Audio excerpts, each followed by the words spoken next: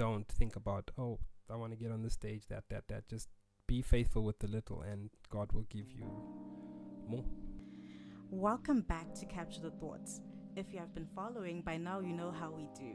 We always have the most amazing guests on this podcast, and today we're joined by Courtney Antipas, a videographer, content creator, and Christian hip-hop artist. Welcome, Courtney! Yeah! To Woo! the show! Yeah. Beep, beep, beep, beep. Look at us creating our own sound effects. Yeah, you gotta add them in just to give a little spice on the podcast. Exactly. You know? And so my first question for you is there an artist who kind of sparked your interest in Christian hip hop, who made you think, okay, this is something that I'd actually want to do? Yeah. I think let me say there were a couple of artists. They're not one particular artist, but a couple of artists. And I mean, I'm probably going to reveal my age at this, but it's okay. I'm before like Lecrae's. I'm before like them. Like it's a safe space. Cross movement, safe space. Cross movement was kind of like the crew that really got me interested in Christian rap, because they were just unapologetically hip hop, whereas a lot of the other guys prior to them, they were hip hop but still very like the gentrified version of of rap. It was soft. It wasn't like hardcore like, and cross movement kind of gave me that. So I would say it was really cross movement, but it was guys, I mean, a couple of guys, Gospel Gangsters, Know the Verbs, Grits, John, who's this guy? John Rubin. Like, do you know the names I'm talking about? I know cross movement. There you and go. Now I'm revealing my age. I don't know the other names that you're talking about. No. I'm old school. I'm old school. Gospel. Yeah. So it was a couple of people, and I think also just growing up in a faith-based home exposed me to these artists or this alternative type of expression of rap earlier on. So I was always kind of interested in it, but yeah, I can't say it was one particular artist. No. That's cool. That's dope. And just, you mentioned growing up in a faith-based home. So could you tell me more about your upbringing? I mean, what was it like for you growing up? It was fun. I wasn't the typical good Christian kid that used to just love going to church and stuff. I think I was, when I say that, I'm talking about like before my teens. In my teens, I thank God that he captured my heart at around 15, because that's amazing. It helped me not get into a whole lot of nonsense, should I say, the older I got. But like from like 6 to 12, like I was a terror. I mean, I'd always get disciplined after church, because I don't know what I'd do I know what I'd be doing at church, but I just would be I'd get up to nonsense. We would like try and jailbreak kids' church and go hide and play by the cars, like a couple of friends of mine. Like, yeah, we were just a whole a mess, but it was fun. I think that's the thing. We had an amazing time. Like, everything that I did, good and bad, was within the safe space of church. Yeah. Oh, really? Uh-huh. And how is it for you, like at home and at school? Were you also a little terror in those spaces as well? I don't think so. You'd have to ask my mom about that. my dad. Yeah, but I think I was a fairly good child. A fairly good child. And silence. And silence. Okay, that's fine. Yeah. And so how did you make the decision to commit your life to Christ? What made you decide to have a relationship with him? So, like, as I was saying, growing up in it, I was always surrounded by it. I was that kid who used to pray, again, because I used to get up to so much, like, nonsense, like, at church and whatever. But it was innocent nonsense. It was just a boy being a boy, like climbing, the cubicles in the toilet. Then you get caught on top. It's like, what are you doing there? It's just like, you actually don't know. You're just having fun. And it's like, right? So I was that kind of kid who used to, every time the sinner's prayer, we'd talk about the sinner's prayer, like, Lord, come into my heart. I would always pray it, always pray it, always pray it. But it didn't really mean anything to me at that particular age because I didn't understand what I was doing. And I didn't understand. I thought every time I did something naughty, it's like, Jesus, please come into my heart. I was naughty, like that. But it happened at a youth camp that we went on. And I can't really explain it, but when they say like the Holy Spirit kind of just removes scales from your eyes, you get it. It's like you get it all of a sudden. And a week prior, I didn't get it, and all of a sudden I got it. I understood it. It made sense, in a spiritual way. What Christ did for me on the cross, and that camp really transformed my life, because from then, that's when I can say I know for sure that something happened inside of me and God changed my heart, and that's when I became a believer. So that's pretty much what I can put it down to. There wasn't a particular thing that happened or whatever. It was just this camp I went to, and I just finally got it. Yeah. So. And so how did that impact your identity in Christ? I mean, you were a little terror before, but like what transitions, what changes occurred after that? I think you just, at first, I think it just made me a little bit more aware, not of my sin, because I was always aware of that, but aware of what Christ did for me to cover my sin. And my response to that is then how I would live after that. So I think I just became aware that I was accepted, I was loved. He laid his life down for me. It's just the simple basics of the faith that, I guess we say should be basics, but again, a lot of people still don't grasp it. But I guess that's why you need the Holy Spirit to be able to grasp these things. But yeah, I just had a clearer understanding of that. And so this working to be saved wasn't there anymore. It was, I am saved, and my works are as a result of me being saved. But again, remember this, I had just got it. So now it's like the process starts, sanctification process, you want to call it that. That's pretty much what it is. I'm justified. Now let's walk this journey of sanctification. So, and I've pretty much been doing it ever since. Yeah. That's good. And let's talk about purpose right now. Cool. How did you discover your purpose? My purpose. Yeah. So when you say purpose, what do you mean by purpose? Let me throw this question right back at you. Okay, your purpose, your God-given purpose, what God has called you to do, what God has called you to be. Cool. All right, because why I asked that question is, at this particular moment, I understand them to be a bit.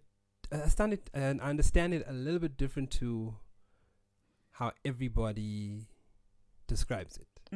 Not to say that people are wrong in the way they describe it, but like I just see it because I went through a bit of a transition in terms of, you want to say, purpose. Because I thought my purpose was to be an artist and musician and go and perform to masses all over the place and lift God's name up and that. Okay, what happens when that stops? Do you lose your purpose? Very good question. So, yeah. So tell me about your journey of understanding purpose then. Okay. Yeah, how has it unfolded for you? Okay. So I would say that there's purpose or calling, and then there's expression of that purpose and the calling. So we are all called to submit to God and glorify Him. People say it in different ways. Is the Westminster confession? Is this confession? But it's all the same thing. We are called to, as the scripture says, love the Lord your God with all your heart, mind, soul, and strength, and love your neighbor as yourself. How do you love your neighbor as yourself? Okay, do unto others as you'd want them to do to yourself. And I'd want someone to, if someone has something good, I'd want them to tell me. So if I have the gospel, which is good, that's what I should be also sharing with people. So that is what I'm called to do. I'm called to believe his son. That's the work that he gave us, to believe in his son. Jesus says that. So that's my calling. And all of us have this calling. So, when people say, I don't know what my calling is. No, your calling is very simple. This is what it is.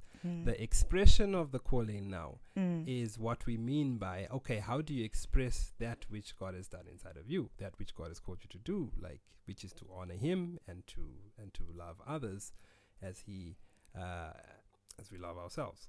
Some is through music, some is through the work you do, whatever it is, like that is. So I would say that's where I'm at now, because it doesn't mean that if, say for example, you play football and you're a Christian and then you retire at 34, 35, whenever these guys retire, that your calling is done. Now it's okay, you don't need to be all in with the faith now. It's fine, just put the faith to the side and then continue living your life however you want to live your life. No, it hasn't. The calling still remains the same. The expression of it will change, because now you're not playing football anymore. What is that expression now? And so I think expressions change, calling always remains the same, and each and every single person has been called by God. So it's just, are you going to answer that call? Yeah, so that's my understanding, I guess, of calling / purpose, and expression of that. Yeah. And so how has your expression changed over the years? So my expression changed from like initially, weirdly, I wanted to be an archaeologist. Basketball, I was like, now I'll be a Christian basketball player when I was in high school. But then music, I fell in love with music, and music just really took over. And I think for me at the time, up until recently, I was like, music is it. It's not going to change. And it's been music from when I was, just say, maybe 15, 16, onwards up until now. In my 39th year, it's been music per se. But then, of course, recently, I will not say 39th year, but like recently, in about past 3 or 4 years, God has changed it again, and it's been more of film content creation, aiding other ministries, creating content for them. And I've just been enjoying it, and I found what can I say? I love it. So it has changed in these ways. Still art. I think that's the beautiful thing, but of course it has just looks different. Yeah. So can you pinpoint the exact point, like when you decided, okay, I'm going to transition from the music to the content creation? What made you make that move? Yeah. Was it something in particular, or was it just, okay, I'm just sliding slowly into this new thing? Yeah, I think God sets us up though. I remember around 2014, 2015, 16 there. Let's put it out, like around there. I was quite active with the music thing, and we were traveling.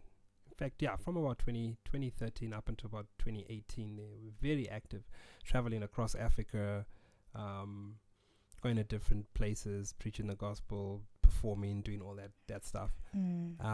But one thing that I didn't have was media, and I always was like if we just had somebody to follow us along with a camera, if we had our own cameras and we documented this stuff, then it would actually probably would have had greater impact, not just impact on the ground, but like impact far and wide, And I always thought about that. And, it was just difficult. You're doing ministry, so it's not like there's a ton of money in it or whatever. There's enough, say, maybe for you to get to where you need to go. You looked after, and you can say, hey, guys, I've got something to bring home or whatever. But it wasn't like, oh, wow, amazing stuff. So we couldn't even afford to hire a videographer to follow us or whatever. So I was thinking, no, you know what I'm going to do? I'm going to buy a camera, and then I'll probably shoot my own music videos. Now, think of the logic. To shoot a music video, you kind of have to be behind the camera still. Yeah.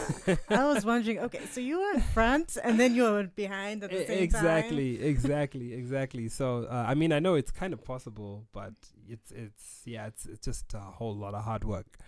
So, get the camera, and then you realize, oh, wait, you need to learn how to use this thing. So just started learning, and just gradually fell in love with it. And got to a point where it's like, okay, wait, there's more to film than just music videos. You can actually document things, you can document life, you can actually document people's stories, and that stuff started to become more and more.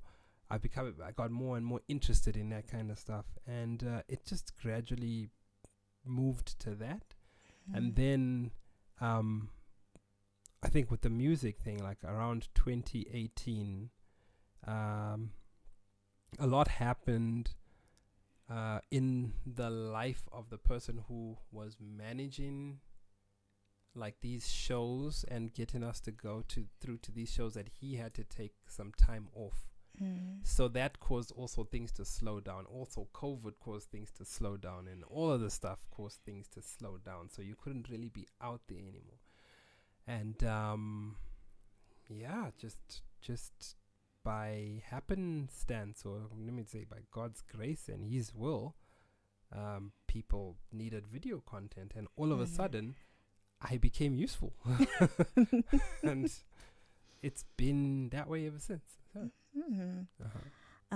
And so tell me, what challenges have you encountered on this path, and if or how God has helped you to overcome those particular challenges? This would be like in the film. In the film world, yeah. It's a bit difficult to talk about challenges because I generally don't focus on them. I mean, you can, if you want to find a challenge somewhere, you're going to find a challenge anyway. Like it was challenging to get here. What was the challenging bit? Oh, there was a truck in the way. But you just move out the way, you keep moving,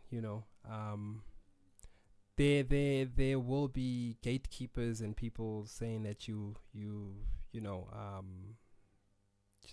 I don't know, saying that you are unable to do certain things, or you can't walk through certain doors, or it's difficult to get in and all this. But for me personally, maybe it's because I'm not trying to get to Hollywood. I'm not trying to get with certain NGOs, and I'm not trying to do that stuff. Like, I know my lane, and I don't need to be, I'm not doing this for money, even though I'm getting paid to do it. Like, money is not the goal or the driving factor.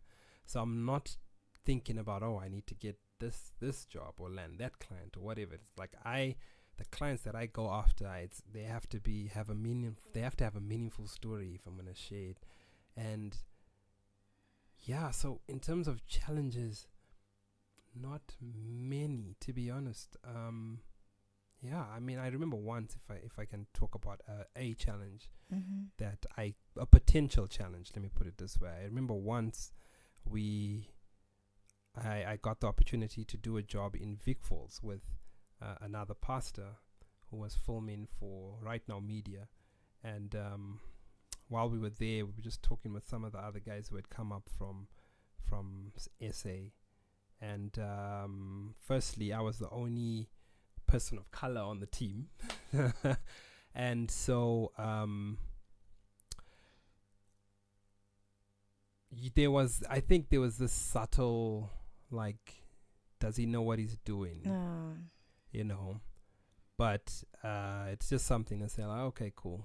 You know, I see, I know what this is anyway.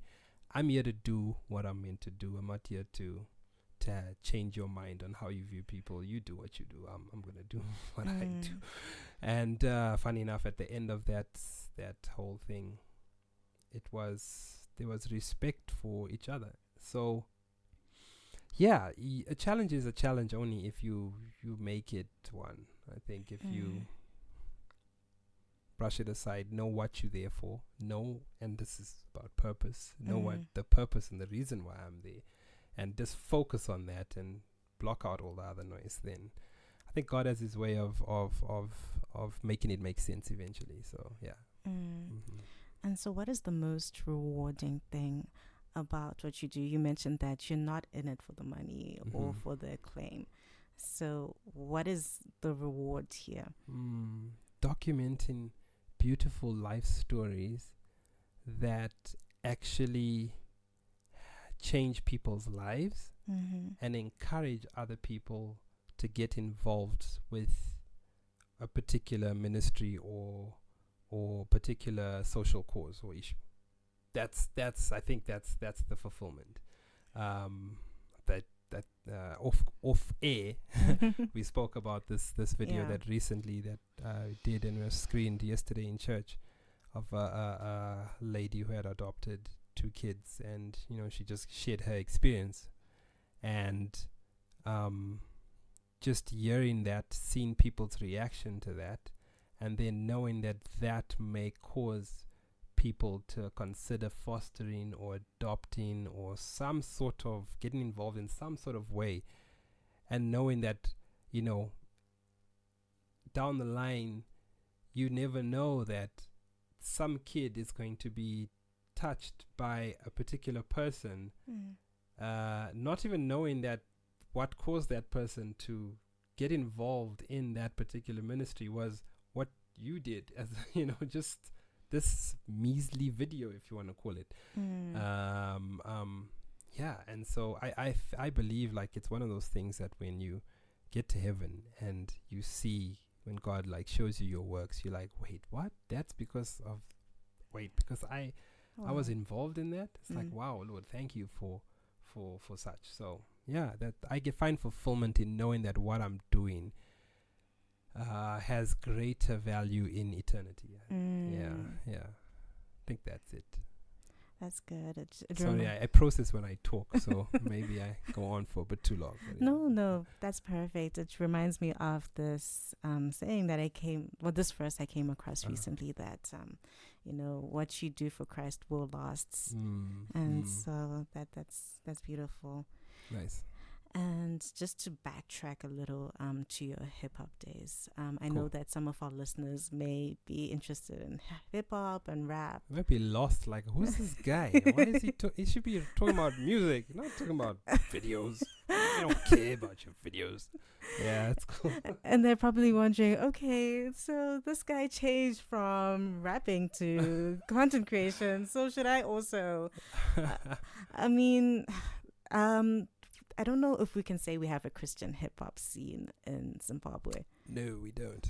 We don't. We don't. Yeah. And do you think that there's potential for that? Do you think it could ever, you know, develop into a full-blown industry? Who am I to say no? Because if God so chooses to and decides that be the case, yes, it can happen. So I won't say no, there will never be.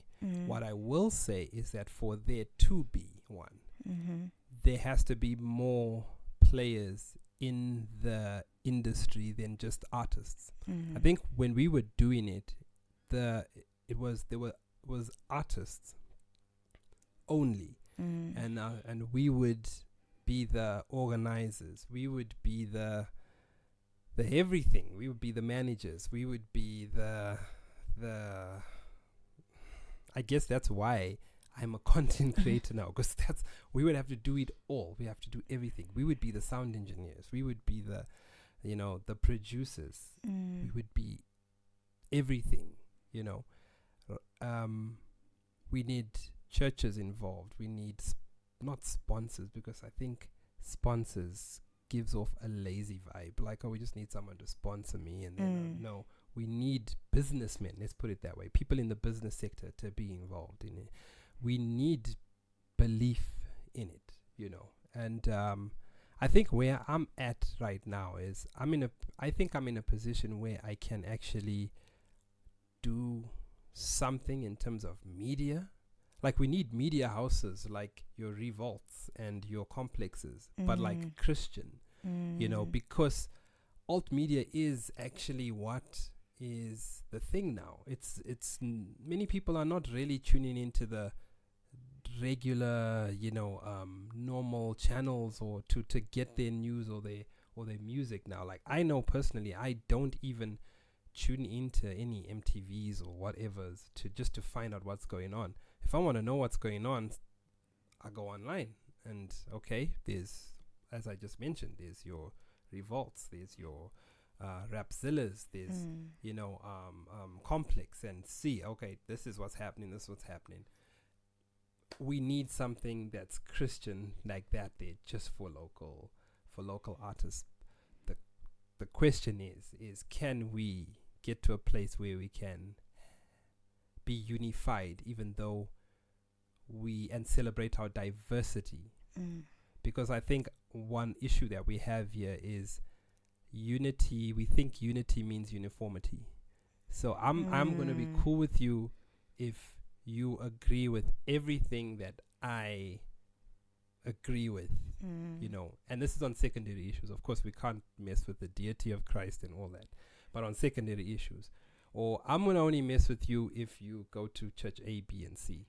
Or if you are not at Papa church this or that, then you know what I'm saying. And there are issues that we have to address, and we can't just brush over them. But there has to be a place where we have unity within our diversity, as opposed to uniformity. Because we must be the same. We must all talk about the same things. We must all go to the same churches. We must all be rap the same way. We must all think and act a certain way. No, nothing.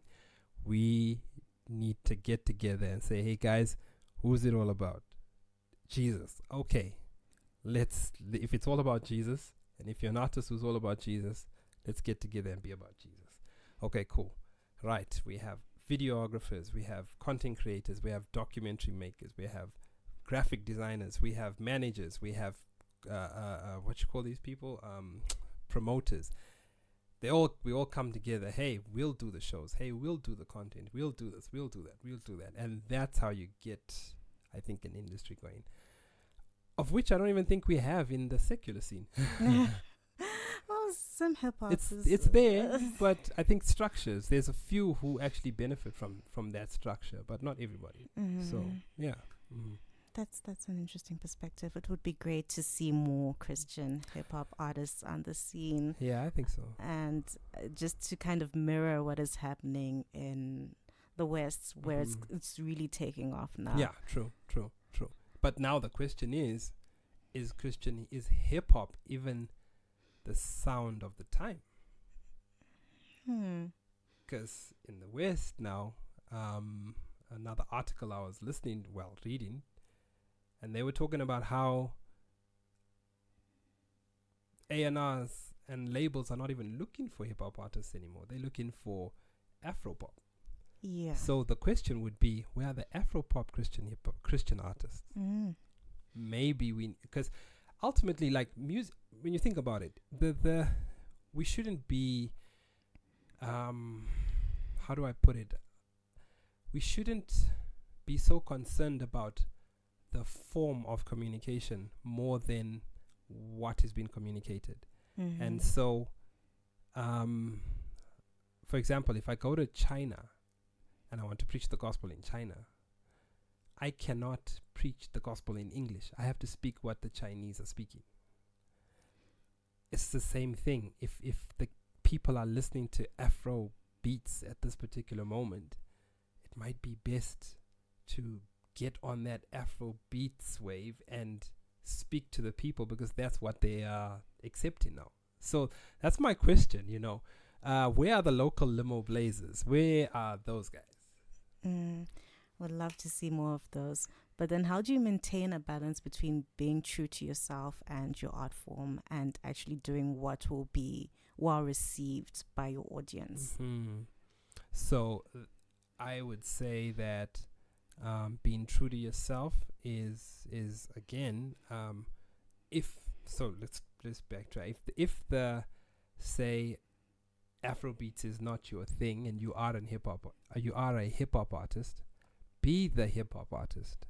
No one's saying don't do a song or two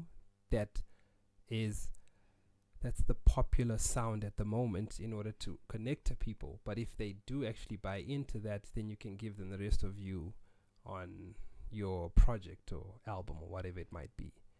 But when I say where are the actual Christian Afrobeats artists? You have guys like Wadiwa Music. He is been true to himself. He's a dancehall and reggae artist, and that's what he does.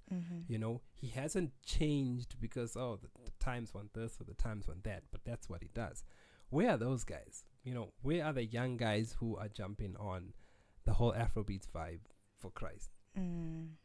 Just like how, again, like I'd use Limo Blaze, like what Limo has done, and I mean, Limo Blaze, correct? Of course, of course. I mean, young Nigerian dude, and he's signed to Reach. Why? Because he's authentically himself. But at this particular moment, his sound is what is working worldwide. So, I just think, where are those guys who are doing it?